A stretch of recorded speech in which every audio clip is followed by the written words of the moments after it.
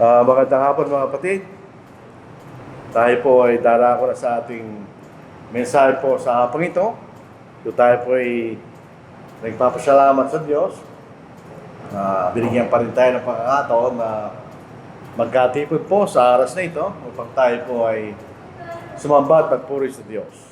Ang ating pag-aaralan kung bakit ang Diyos ay nagagala kapag tayo po ay sumusunod sa kanyang kalooban.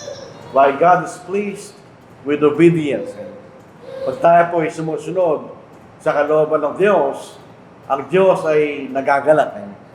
So yung makikita natin, pag-aaralan po natin sa hapong ito, nagagalak ang Diyos pag tayo sumusunod sa Kanya. Ang ating pagsunod, hindi po yun tayo napipilitan lamang na gawin ang mga bagay na pinag-uutos ng Diyos. Hindi yun ang pagsunod. Ang pagsunod po ay kusang loob. It's a voluntary. At tayo po ay nagpapakumbaba sa harapan ng Diyos. At kagustuhan natin na tayo ay magpailalim sa kalooban ng Diyos. Yun ang ibig sabihin ng obedience na nakalulugod sa Diyos. Ibig sabihin, yung gusto ng Diyos na kontrolin niya tayo upang para tayong robot na gawin ng kanyang kalooban, pwedeng gawin ng Diyos yun. Kaya lang, walang halaga yung gano'n. Ang gusto ng Diyos, makita niya na tayo po ay talagang kusang loob at gusto natin at nagpapangbaba tayo na sumusunod sa kanyang kalooban. Yun po ang obedience na kagustuhan ng Diyos. Ang pagsunod na wala tayong pagnanasa, without heart, kanya. Hindi po katanggap-tanggap sa Diyos. Ganun po sa Old Testament, yung bansang Israel, sumusunod naman sila. Sa mga bagay na pinag-utos ng Diyos, sumusunod naman sila. Kaya lang, kailang pagsunod, ay wala kailang puso doon. Bago natin basahin po yan, pagdating po ng ating Panginoon, pagkaroon ng maraming daang taon na lumipas, nang ito'y sabihin sa Amos. Ito ang sabi ng Panginoon sa mga Hudyo na dinatnan niya. Sabi rito, iginagala ako ng bayang ito sa kailang mga labi. Ngunit ang kailang puso ay malayo sa akin. Kanya. Isabihin, sumusunod naman sila. Kaya lang kailang puso ay malayo sa Diyos. Isabihin, sumusunod lang sila sa panlabas, sa pagsunod. Pwede lang po natin gawin yun na tayo ay outwardly sumusunod sa Diyos. Pero kung wala yung ating kalooban at pagnanasa, hindi rin tatanggapin ng Diyos. Dito sa Amos, aking kinapopuotan, aking inahamak ang inyong mga kapistahan. Sino ba ang nagutos sa mga Hudyo na magkaroon tao ng kapistahan? Ang Diyos. At hindi ako malulugod sa inyong mga takdang pagtitipon. Sino ba nagutos doon? Ang Diyos. Bagamat inyong inihahandog sa akin ang inyong mga handog na sinusunog at mahandog na butil, sino ba nagutos doon? Ang Diyos din. Hindi ko yung tatanggapin. Ni akin mang pagmamasdan. Ang Diyos na nagutos. At ginagawa ng mga taga-Israel yung pinagutos ng Diyos. Pero sabi ng Diyos, hindi ko tatanggapin ganyan. Ni akin mang pagmamasdan. In other words, hindi gusto ng Diyos. Ang handog pagkapayapaan ng inyong mga pinatabang hayop. Ilayo mo sa akin ang ingay ng iyong mga awit. Hindi ko makikinig sa himig ng inyong mga alpa, kundi paagusin ninyo ang katarungan na parang tubig at ang katwiran na parang batis na patuloy na umaagos. Ito pong pangyayaring ito sa panahon ni Amos, para din sa Isaias. Sila'y sumusunod, pero panlabas lang. Yung mga mahalagang bagay ng kautusan, hindi na ginagawa. Tulad na sinasabi doon sa huling bahagi. Nagdala ba kayo sa akin ng mga alay at mahandog sa loob ng 40 taon o sambayan ni Israel? Iyon din nila si Sakoth na yung hari at si Taiwan na inyong mga larawan, ang bituin ng inyong Diyos na inyong ginawa para sa inyong sarili. Kaya ako'y dadalhin sa pagkabihag. Kaya aking dadalhin sa pagkabihag sa kabilang ng Damasco, sabi ng Panginoon ng pangalan ng Diyos na magbo. Ginagawa naman nila yung pinagutos ng Diyos. Pero nasaan ang kailang puso? Mula sa Diyos, nasaan? Nasa mga Diyos-Diyosan. Kaya hindi tinanggap ng Diyos ang kailang pagsunod. Ganyan. Dahil wala yung puso nila sa kailang pagsunod. Ang dahilan ng pagkabihag ng bansang Israel ay hindi dahil hindi sila sumusunod.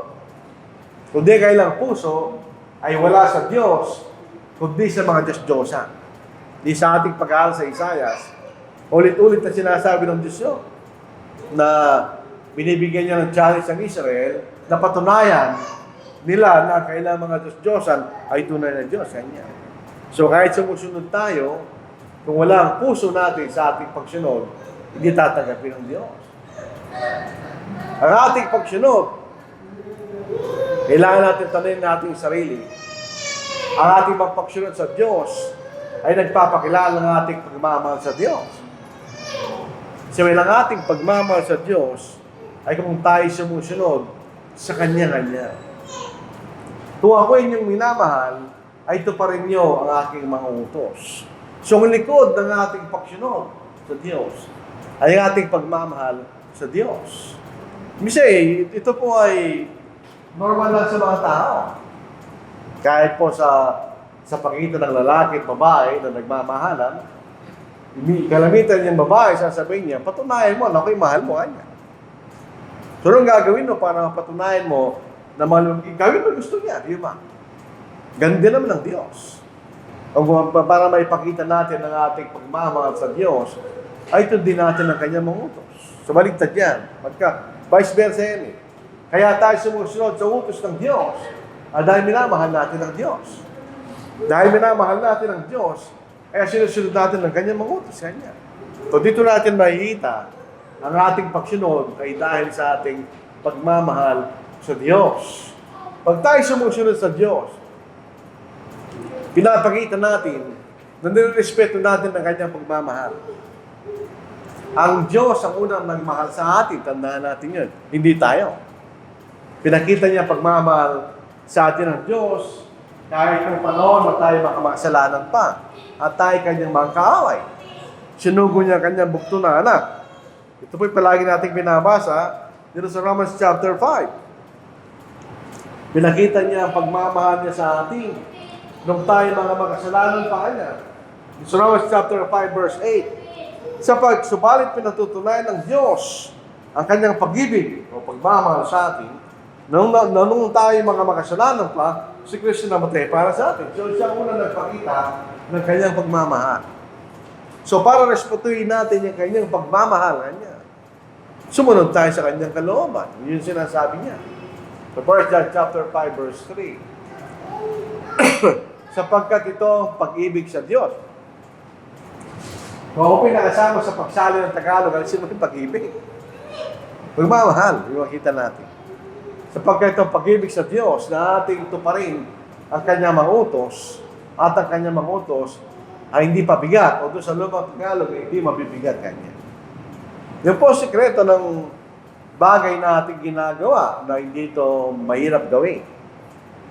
Kapag ka ating puso ay nasa mga bagay na ginagawa natin, hindi mabigat gawin nyo. Kaya nabigat lamang ang isang bagay kung kaya mong gawin. Pero sinasabi nito, pagmamahal natin sa Diyos ay ang pagtupad o pagsunod sa kanyang mga utos. At sa kabila, kung ang kabila ng ating pagsunod ay ang pagmamahal natin sa Diyos, hindi mabigat yun. Dahil sabi nga po ni Balagtas, doon sa introduction ng Florante at Laura, sabi niya, kahit ikapitong bundok kanya, ay aking akitin. Makita nga lamang o Celia kanya. Actually, yung Florante at Laura, love story yan eh. At yun inialay ni Balagtas kay Celia kung sino man yung taong yun. In other words, hindi mabigat kay Balagtas na umakyat sa ikapitong bundok. Bakit? Dahil mahal niya si Celia. So yun po makikita natin kung ang likod ng ating pagsunod ay dahil respeto natin ng pagmamahal na binigay sa atin ng Diyos, hindi mahirap gawin. Gusto natin gawin dahil ipinakita ng Panginoon ng kanyang pagmamahal sa atin, siyang nauna sa atin. Ito rin po ang prinsipyo na itinuturo sa isang bahayan. Ang para baga nag-uugnay sa pamilya ay ang pagmamahal. Madali po tayo. Pag kinamahan mo, yan. Hindi, at least hindi malakas. Pag kinamahan mo siya. Di ba yan ang ang pasimula ng pamilya ay pagmamahal. Pagmamahal dahil sa lalaki, sa babae. Tapos magkakaroon sila ng anak. Ano ang nakapalibot doon? Pagmamahal pa rin. Dito po sa Efeso chapter 6, 1 and 2. Bakit sinusunod? Kailangan sumunod ang mga anak sa kailang mga magulang. Di ba niya utos na sinasabi sa Efeso chapter 6 kanya? Mga anak, sundin ninyo ang inyong mga magulang sa Panginoon sapagkat ito'y matuwid. Galang mo yung ama at ang ina, ito ang unang utos na may pangako. Bakit pa nasusunod ng Panginoon ang mga anak sa kanilang mga magulang? Number one, ito'y matuwid, totoo yun. Pero bakit pinag-utos ng Diyos yun? Dahil number one, ang mga magulang ang unang nagmahal sa kanilang mga anak. Yun talaga yun. Yun ay ang conditional na pagmamahal ng magulang sa kanyang anak. Kaya kahit ano pang itsura ng iyong anak, mahal mo ang anak mo, di ba? Babilang pagganti sa pagmamahal ng mga magulang sa kanilang mga anak, kailangan kilalanin ng mga anak yun, please sumunod sa kanilang mga magulang. Ang pagsunod sa ating Diyos sa langit ay para sa ating kabubuti, di ba? Yun ay pagmamahal ng Diyos. Ang pagsunod ng anak sa kanyang magulang, ganun din. Yun ay pagmamahal, di ba? Para sa kailang kabutihan. Yun makikita natin. Mga anak, sundin ninyo ang inyong mga magulang sa Panginoon sapagkat ito'y matuwid. Yun ay tama. Hindi mo masama doon. Igala mo yung ama at ina, ito ang unang utos ng mga ipangako. Ito pong mga anak, children, ganyan. Pag sila'y mali, sila po ay susunod sa mga magulang. At igalang natin sila. In other words, tayo susunod sa kailang mga kagustuhan. Dahil ito'y nakakabuti para sa atin. Sa Kawikaan, chapter 23, verse 22, digin mo yung ama na naging anak ka at huwag mong hamakin ang iyong ina kung siya'y matanda na kanya. Bakit pinag-utos sa Old Testament yun? Bakit mo hamakin ang iyong ina na nagsilang sa'yo? Sabihin, ibinigay niya ang kanyang buhay para maipakanakalangan niya. Yun ay bunga ng kanyang pagmamahal. Kaya, suklihan mo yung kanya ng iyong pagmamahal at ikay sumunod sa iyong mga magulang kanya. Yun ang sinasabi ng prinsipyo sa pamilya. Yun din ang prinsipyo ng Diyos. Dahil ang Diyos ay nagmamahal sa atin at ayaw niya tayo mapahamak. Yun ang sinasabi niya. So kung tayo susunod sa kanyang kalooban, dahil sa pagmamahal niya sa atin at pagmamahal natin sa Diyos, hindi na tayo mapapahamak. Dahil ang Diyos ay nagmamahal sa atin. Yan ang pinakaroon. Kung bakit kailangan tayo sumunod sa Diyos. Dahil alam ng Diyos ang makakabuti para sa atin. Hindi tayo. Minsan, maraming talata sa Biblia na inisip natin mabuti, pero ang dulo nun ay kapahamakan. Kung ating sariling kaisipan lang ang ating ginagamit sa ating buhay. At ang pagrespeto natin sa Diyos. Kinikilala natin ang Diyos dahil sa nakita natin na ginawa ng Diyos. Number one, nilalang niya ang langit at lupa para sa tao. Sabihin, ginayakan niya ang lahat ng kanyang paglalalang para sa atin. Para sa ating kabubuti. Kaya nga siyang tao pinakahuling nilalang ng Diyos. Inihanda muna niya ang lahat ng mga bagay para sa kanyang kapakanan at tayo nilalang niya. So dito pinakikita niya ang kahalagaan niya sa atin. At nakikita natin yun. Nakikita natin lahat ng biyaya na ibinibigay sa atin ng Diyos. Ibinakita natin ang pagmamahal ng Diyos nang ibinigay niya kanyang buntong na anak sa atin. Pero yung paggalang natin sa Diyos, dahil siyang Diyos, ay nakakailangan ng pagsunod.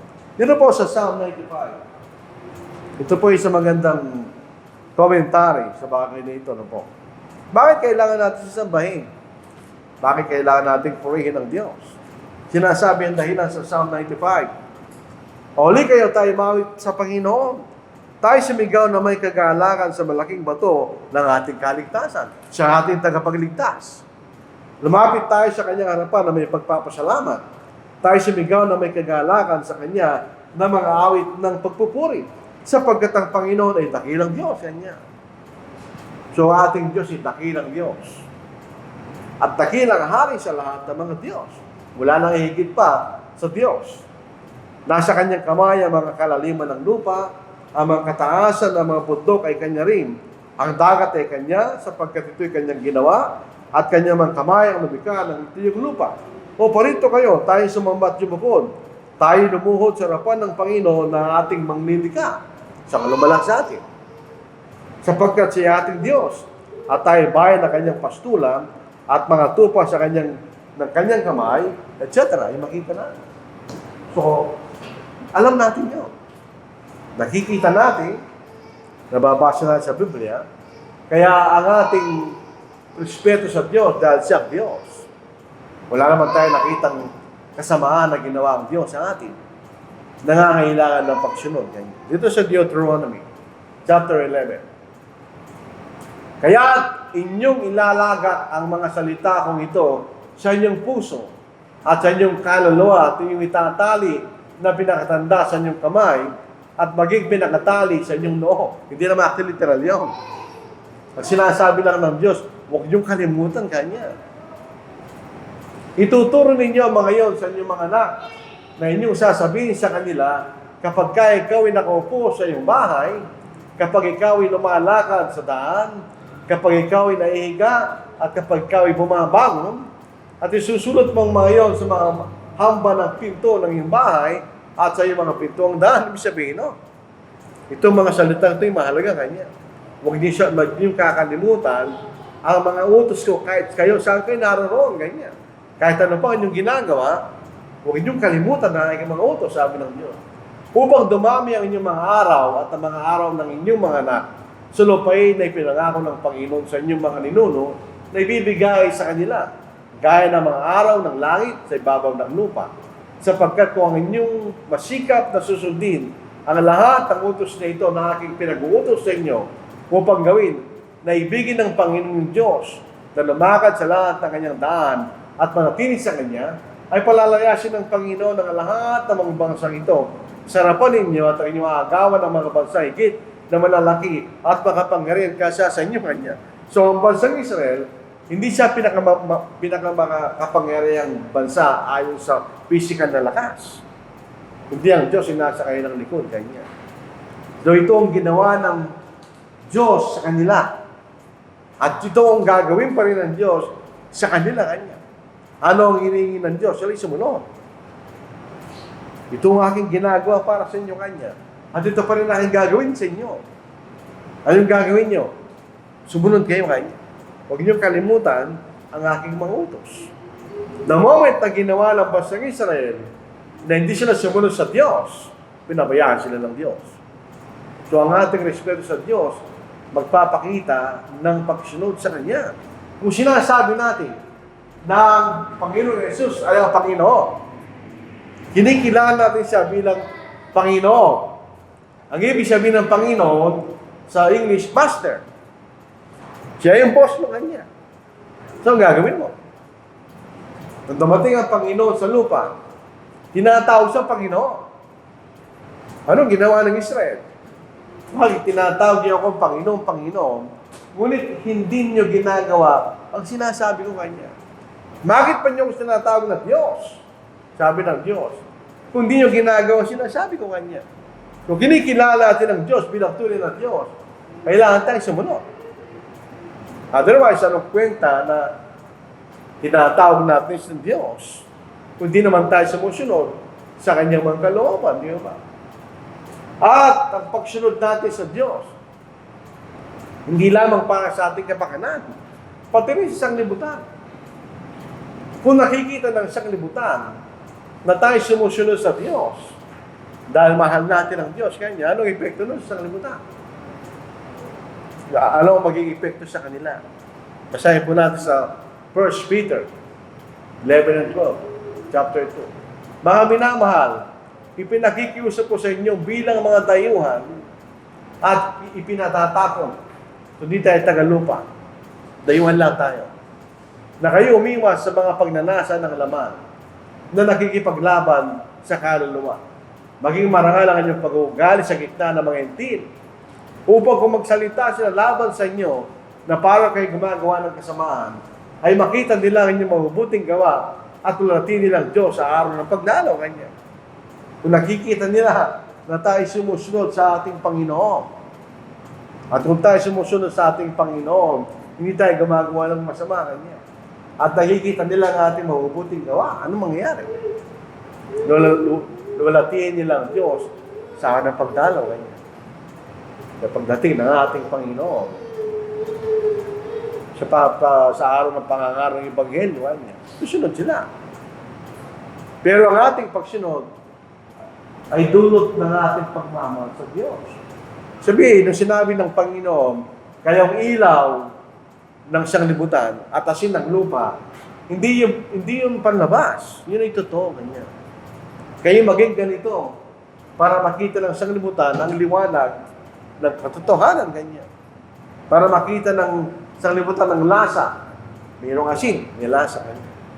Actually, lulalhati rin sa Diyos, katulad natin, mga kapatid. Pagka tayo sumusunod, nagtitiwala tayo sa biyahe ng Diyos. Yung po mga denominasyon, sinasabi nila, dahil ito'y biyaya, hindi kaya kailangan sumunod. Hindi totoo yun. Meron bang biyaya na walang pagsunod? Lahat ng biyaya, meron kondisyon.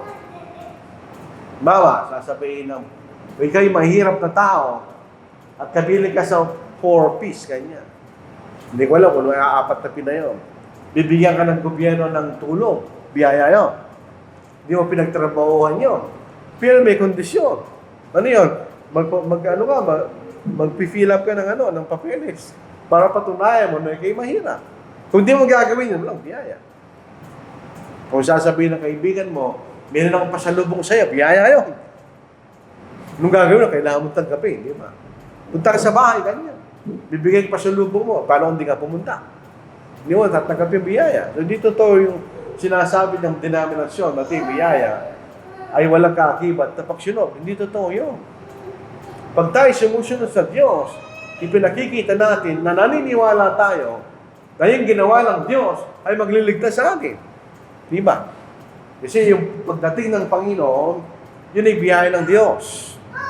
Nung namatay ang Panginoon, namatay sa krus, yun ang biyaya ng Diyos para tayo maligtas. Pero kung hindi tayo susunod doon sa kondisyon ng biyayang yun, hindi tayo nagtitiwala sa Diyos. So, ang ginagawa lang sa kalibutan, sa kanilang sariling ginagawang mga bagay na hindi pinag-utos ng Diyos, pinakikita nila, hindi sila nagtitiwala sa biyaya ng Diyos. Gumagawa sila sa sarili ng katuwiran, di ba?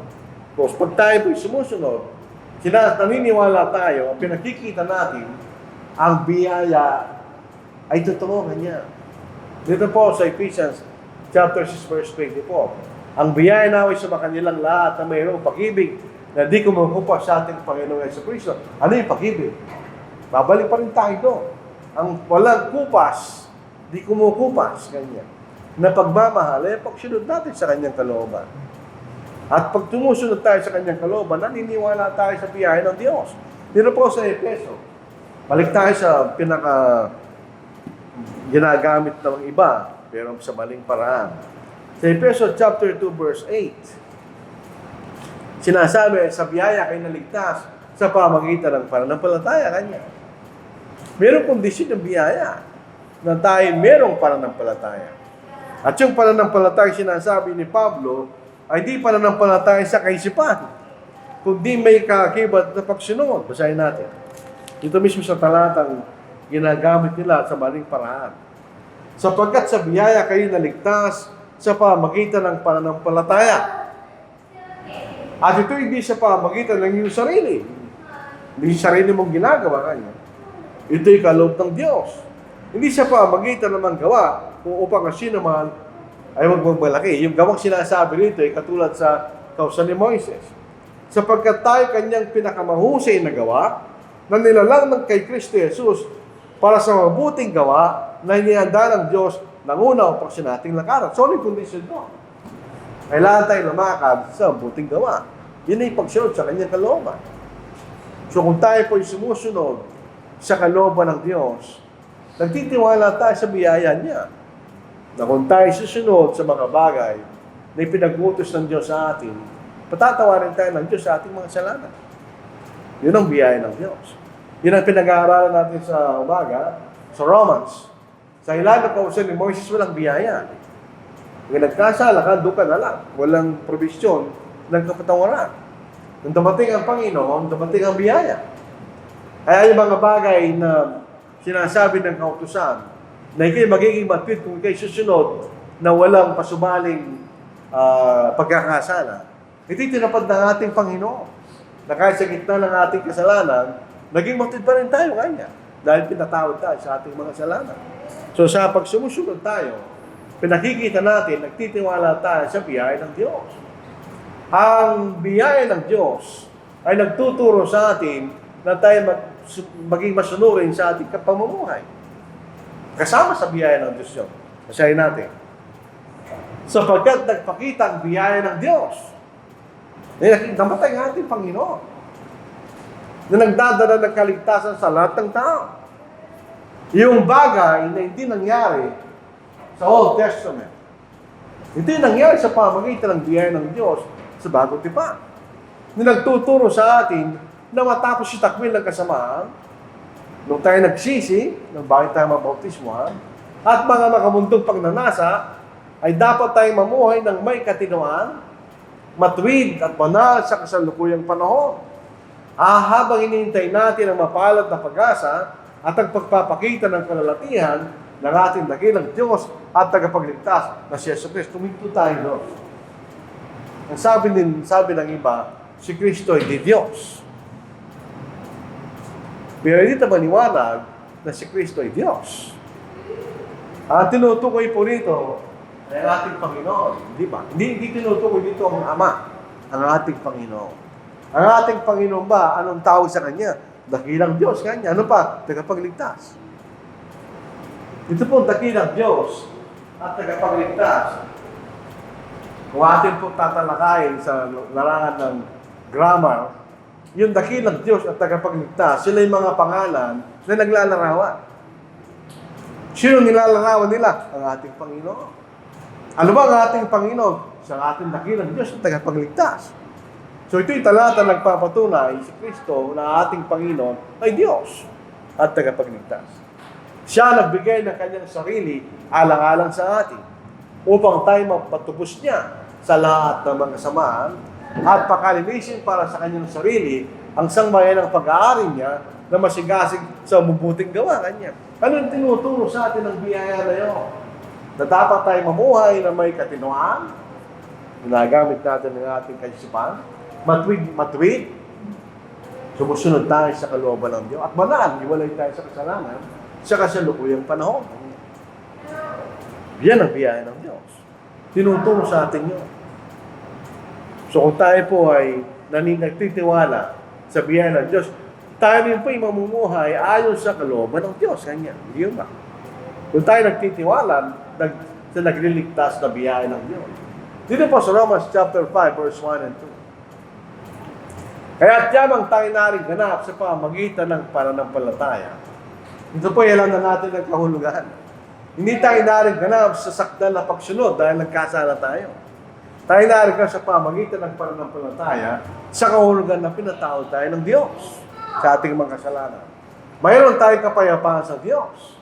Tayo po yung reconciled sa Diyos sa pamagitan ng ating Panginoong Jesucristo. Tayo po yung dating magkaaway dahil tayo mga kasalanan, pero sa pamagitan ng ating Panginoon, tayong tanumbalik tayo sa Diyos. Sa pamagitan niya ay nakalapit tayo sa biyayang ito na ating pinaninindigan at nagagalak tayo sa pag-asa ng kalalatihan ng Diyos. Ano sabi ni Pablo? Na ating pinaninindigan, ganyan. Sabihin, nakatayo tayo doon at tayo sumusunod ayon sa sinasabi ng biyayang iyon. Ito ating pinaninindigan, ganyan. Dito sa 1 Corinthians chapter 15, yun din ang sinasabi ni Apostle Paul. Basahin natin. Kaya kailangan po talaga tayo magpatuloy sa pagsunod sa Diyos. Dito sa 1 Corinthians chapter 15, verses 1 to 4. Ngayon mga kapatid, ipinaalala ko sa inyo ang magandang balita, yan ang Ebanghelyo. So dito po sa salin na ito, sinalin nila yung Ebanghelyo, mabuting balita. Na ipinangalan ko sa inyo, na inyo nang tinanggap, na sa naman ninyong pinaninindigan, ganyan. Hindi lamang natin minsan tinanggap yun, ganyan. Pero ating pinaninindigan, tayo nakatayo doon na nagpapatuloy. At sa pamamagitan nito kayo ligtas kung matatag itong pangahawakan, ganyan.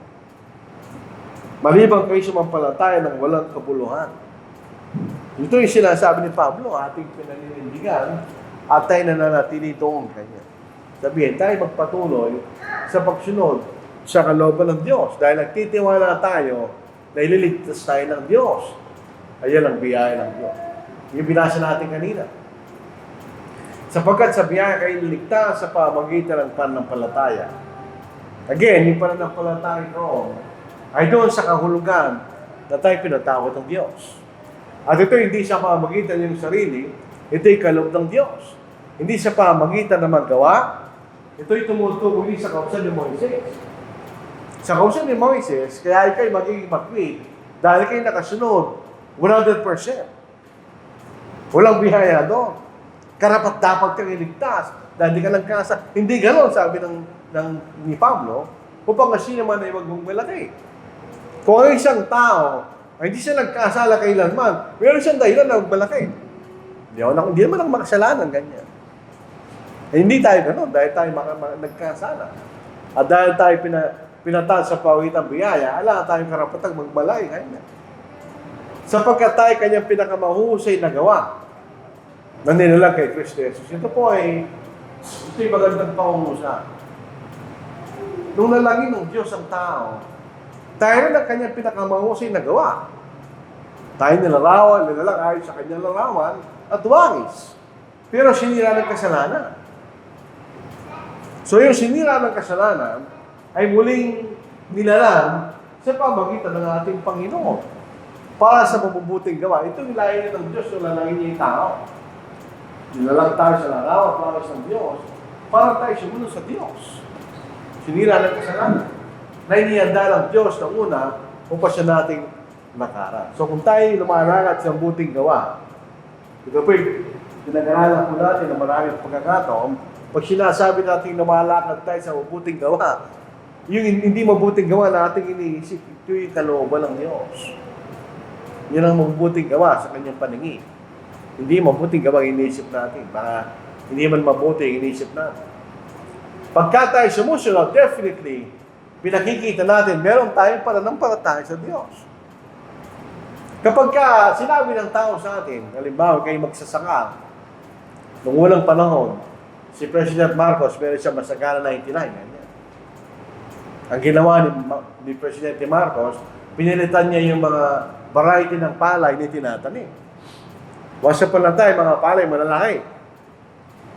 At saka matagal bago sila magbunga.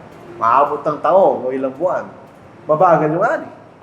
So ang ginawa ni President Marcos, dahil doon sa International Rice Institute, naggawa siya ng variety na maiksi, mababa, sa matibay sa bagyo, at mabilis aniin. So dumami ang harvest, correct time, ay masagana 99. Ideally, 100 kabans per hectare ang kailang goal noon. Kung naniwala sila kay Marcos, gawin nila yan. Marami mga magsasak, ginawa nila yun. At dumami nga naman ang kailangan eh. Ano ibig sabihin, naniniwala sila kay Marcos. Paano kung di nila ginawa? Kung wala silang paniniwala ka. Ganyan din ang ating pananampalataya sa Diyos. Pinatutunayan natin ang tayo may pananampalataya sa Diyos sa pamagitan ng ating pagsunod. Kung di tayo sumusunod, paano naman natin sasabihin na meron tayong pananampalataya sa Diyos? Kung meron tayong pananampalataya sa Diyos, nagtitiwala tayo, tama siya. At mali tayo. Kaya kailangan tayo sumunod sa Kanya. Dahil siya ang tama at tayo mali. Kaya yung unang definition na ibinigay sa pagsunod ay ang ating pagpapakumbaba. Hindi kilala natin na tayo mali, siya ang tama. Kaya siya lang ang ating susundin. Di ba? Usahin natin. Sa pananampalataya si Abraham, so ito yung isang halimbawa ng tunay na pananampalataya. Nang tawagin, tandaan natin, si Abraham ay taga-Ur of Chaldees. Ang distance ng Ur hanggang Canaan ay humigit kumulang 1,000 kilometro. Sa panahon natin ngayon, walang problema yun. 1.5 days mo lang lalakbayin sa lupa yun. Pero pag kayo mag-aeroplano, wala pa isang oras. Pero sa panahon ni Abraham, yun isang mabigat at mahirap na paglalakbay. Number 1, walang proteksyon sa daan laban sa masamang tao. Wala namang katulad na yun sa panahon natin ngayon. Wala naman silang bus, walang kotse, walang train, walang aeroplano. So literally, si Abraham ay naglalakad kasama ng kanyang mga hayop. So gano'ng katagal ang paglalakbay na yan? Tagal. Pangalawa, hindi man niya alam kung saan siya pupunta at kung ano ang kanyang dadatag. Wala siyang alam to. So sinabi ng Diyos sa kanya at naniwala siya sa Diyos. Kaya siya ay pumunta roon.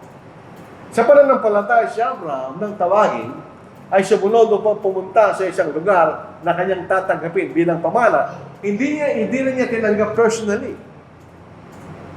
Ang tumanggap sa lupain na yon ay ang bansang nanggaling sa kanya. At siya'y pumunta na hindi nalalaman ang kanyang pupuntahan. Hindi katulad natin ngayon, meron tayong Waze, meron tayong Google Map, walang problema. Hindi ka na maliligaw. Malibala kung nililigaw ka ng Waze, minsan. Sa pananampalataya, siya'y dumayo sa lupang pangako na tulad ng sa ibang lupain at nanirahan sa mga tolda na kasama sina Isaac at Jacob na kapwa mga tagapagmana ng ganding pangako. Anong ibig sabihin? Sila'y nanirahan sa mga tolda. So hindi sila permanente sa isang lugar. Siya'y palipat-lipat. Sapagkat siya'y umaasa sa lungsod na may kinasasaligan na nagplano at nagtayo ay ang Diyos. Naniwala siya doon. Sabi, yung aking pupuntahan sa kanya, na lupay na pinakita sa akin ng Diyos, hindi talaga yun ang kanyang pupuntahan. Ang nasa kaisipan ni Abraham ay yung tunay na lungsod sa langit. Naniwala siya doon, kaya siya'y sumunod sa kalooban ng Diyos. So, ganoon ang ating pananampalataya. Maraming mga bagay na ating pinaniniwalaan na hindi pa natin nakita. Hindi natin nakikita ang langit, hindi natin alam yun. Hindi na natin alam kung anong itsura natin pag tayo nabuhay na maguli. Hindi natin alam yun. Pero bakit naniniwala tayo? Dahil tayo pananampalataya sa Diyos. Pinatunayan ng Diyos kung sino siya. Hindi siya nagsisinungaling. Siya nagsasabi ng totoo. So ang ating pagsunod ay pagpapakita ng ating pananampalataya sa Diyos. Ng Diyos ay tama at tayo mali. Ito sa pangalang Korinto. Kaya kami laging nagtitiwala. Bagamat nalalaman namin sa samantalang kami nasa tahanan sa katawan, kami malayo sa Panginoon. So kailangan tayong mamatay para mapalapit kayo sa Panginoon. Dahil habang tayo nasa ating physical na katawan, hindi tayo maaari pumunta sa Panginoon. Sapagat kami na malakad sa pamagitan ng pananampalataya. Hindi sa pamagitan ng paningin. Bakit tayo naniniwala sa Diyos? Kasi napatunayan natin kung sino ang Diyos. Hindi na natin kailangan makita para maniwala ka. Dahil pinatunayan ng Diyos kung sino siya. Hindi sa pamagitan ng paningin. Ang normal na kaisipan ng tao, maniniwala lang ako pag nakita ko kanya. Pero maraming mga bagay hindi natin nakikita na totoo. Dahil napatunayan na ito'y totoo, kahit di mo nakita. Di mo natin nakita ang ating utak. Pero bakit natin na may utak? Dahil tayo nakita ang taong may utak. Di mo na kailangan makita ang utak mo para maniwala may utak ka. So, ganoon din ng Diyos. So, sabi ni Pablo, lumalakad kami sa pananampalataya, hindi sa pamagitan ng paningin. Kahit ano pa kaganda nakikita natin, hindi tayo makukuha doon. Makukuha tayo sa sinasabi ng Diyos. Yan. So ating pagsunod, nagtitiwala tayo ng Diyos. Ang tama, tayo mali ngayon. Kaya kung di tayo susunod, at susunod tayo sa ating sariling kaisipan, pahamak na. Pero dahil meron tayong pananampalataya sa Diyos, siyang tama, tayo sumusunod. At ang ating pagsunod, hindi lamang pagsunod. Katulad ng lahat ng sumunod sa Diyos, sino nagsakripisyo? Isipin natin, balik tayo kay Abraham.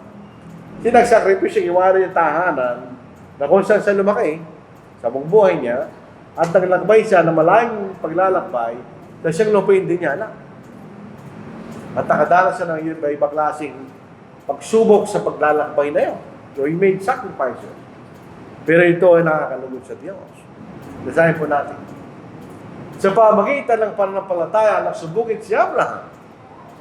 Kaya po si Abraham, ang tinatawag na ama ng lahat ng sumasampalataya.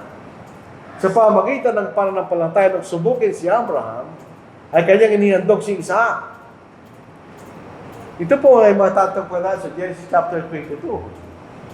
Pero sa Genesis chapter 21, bago sinabi ng Diyos kay Abraham, ihayin mo si Isaac, ito sinabi ng Diyos.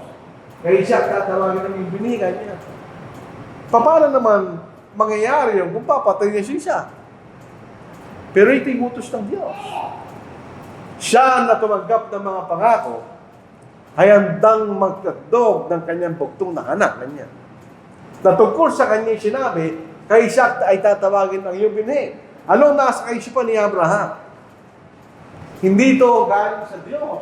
Ito'y galing kay Abraham. Na nagpapakita ng kanyang pagtitiwala sa Diyos. Anong nasa kanyang kaisipan?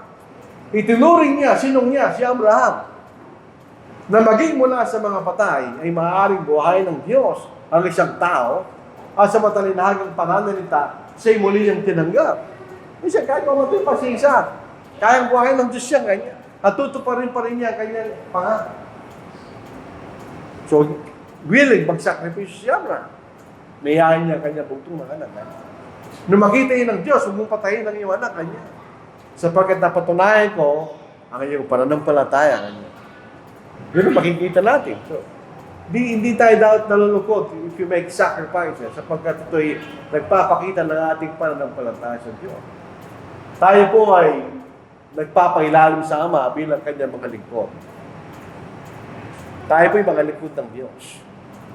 Doon po sa nanonood ako ng YouTube, meron silang kinuha nila yung bahay ng anay na kung saan nandun yung reyna. Pinapok nila, tapos lumabas yung reyna na napakalaki. Halos kasi laki ng iniliit. Sa paligid ng reyna ay yung mga sundalo at mga lingkod. Yung mga sundalo, yun ang nagpo-protect, bibigay ng protection sa kanilang reyna, at yung mga lingkod na nagpapakain sa reyna. Buong buhay nila, yun ang kailang ginagawa para mapanatili nila yung kailang colony ng mga anay. Yung reyna, yan ang ating ama. Tayo naglilingkod sa ating ama bilang kanyang lingkod. Dito sa Luke chapter 17 verse 10. Gayun din naman kayo kapag ka nagawa na ninyong lahat ng mga bagay na niutos sa inyo, tayo ay pwede magmalaki. Inyong sasabihin, kami ang mga living walang kabuluhan.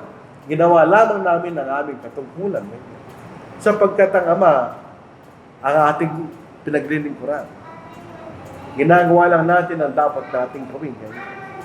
Sa ginagawa natin, hindi pa rin tayo magpapwede ng malaki.